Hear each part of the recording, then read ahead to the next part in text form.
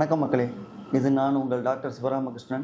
இது Tirupati diagnostic centre. We partnered with Thyrocare. So இப்போ ரீசெண்டாக ஒரு இடத்துக்கு பிளட் கலெக்ஷன் பண்ண போயிருந்தாங்க. அவங்கள்ட்ட கேட்டிருந்தாங்க போல இருக்கு. Any other questions? Yes, one question. இந்த சிஆர்பின்னு எழுதியிருக்காங்க, ஆனால் ஹெச்எஸ்சிஆர்பின்னு எடுத்திருக்காங்களே. ஸோ இது ரெண்டுத்துக்கும் என்ன டிஃப்ரென்ஸ் அப்படின்ற மாதிரி கேட்டாங்க ஒரு லேடி. இப்போ நான் என்ன உங்கள்கிட்ட சொல்றது? ஸோ அவங்கள்ட்ட நான் சொன்னேன், சிஆர்பி அப்படிங்கிறது இப்போ உங்கள் உடம்புல எதனா ஒரு இன்ஃப்ளமேஷன், ஸ்மால் இன்ஃபெக்ஷன் வந்திருந்தா கூட உங்களுக்கு அந்த சிஆர்பி ஃப்ளேரப் ஆகும்.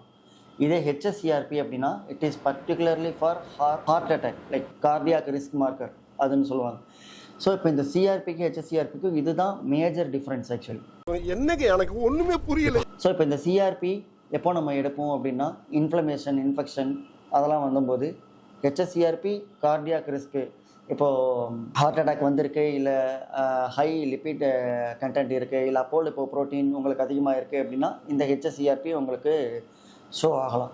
செகண்ட் என்னென்னா, சிஆர்பி உங்களுக்கு உங்கள் பாடியில் மோர் தென் 10 mg பர் லிட்டர் அப்படி இருந்தால் மட்டும்தான் சிஆர்பி எடுக்கும்போது உங்களால் டிடெக்ட் ஆகும். ஆனால் இந்த ஹெச்எஸ்சிஆர்பி எப்போ அப்படின்னா 0.01 mg பர் லிட்டரில் இருந்தாலும் உங்களுக்கு இந்த ஹெச்எஸ்சிஆர்பி டிடெக்ட் ஆகும்.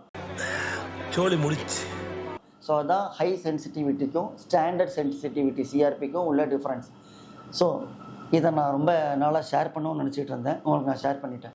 யாரா நீ இவ்வளவு டேலண்டடாக? Thank you so much.